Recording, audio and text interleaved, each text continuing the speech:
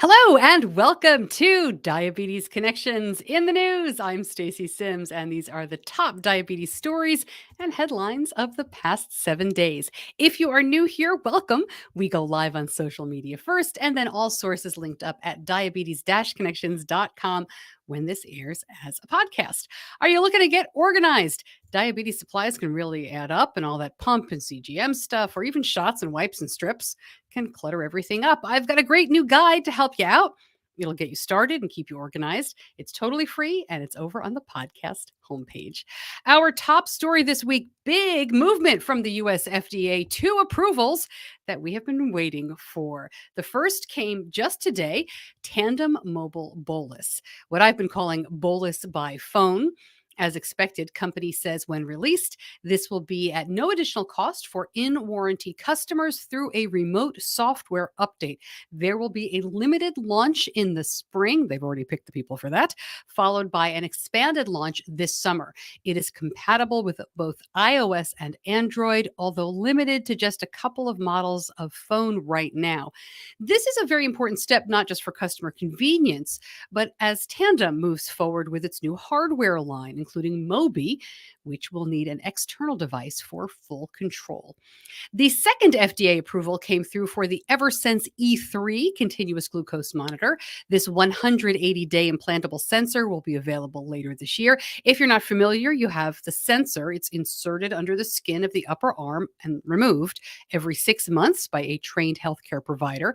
There's a rechargeable transmitter which vibrates on the body for highs and lows, and a mobile app. The sensor requires 2 calibrations per day for the first 21 days of wear. After that, it requires 1 calibration. A lot of questions here. I'm talking to these folks for an upcoming episode. Look for that in about 2 weeks. I saw an interesting post from Omnipod this week on Instagram, all about Pat Potter. Did you see this?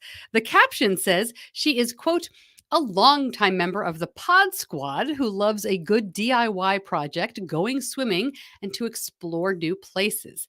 When you take a look at the animation, along with the hashtag that Instagram used here, hashtag Animal Crossing, are we about to see a gaming crossover? Insulet says an announcement is coming probably Thursday of this week. So if you're listening to the podcast, this may have already happened. I will be sure to follow up. There's been a big push in Germany to get doctors to screen very young kids for type 1. This group conducted the world's largest population based screening for type 1 in kids so far. Since 2015, any child aged 2 to 5 years in Bavaria, Germany, could have their blood tested for islet and autoantibodies. These show early stage type 1 diabetes years before high blood sugars and other symptoms. More than 90,000 kids have been tested, and 0.31% have been diagnosed. Next up is to take a deep dive into the potential cost savings and increased quality of life compared to what happens without these early screenings. All right, this one is a mouse study, but good potential here for a drug to treat type 2. It works by amplifying a protein that has a positive effect on insulin. The protein is called SWEL1. It is vital for normal insulin secretion from pancreatic cells.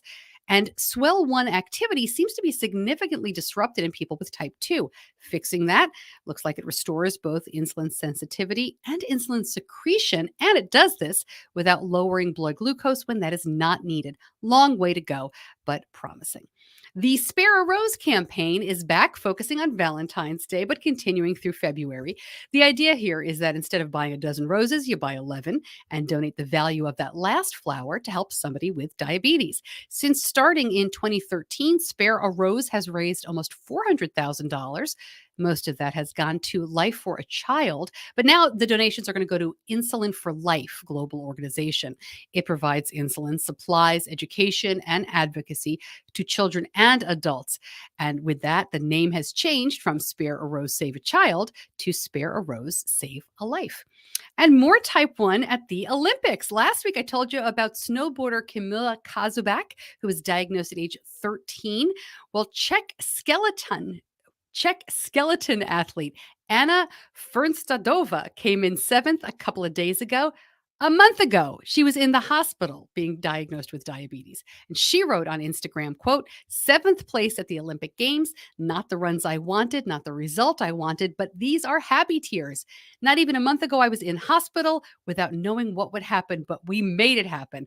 Thanks to everyone who got me here. And to everyone who is also dealing with type 1 diabetes, she writes, everything is possible. You got this.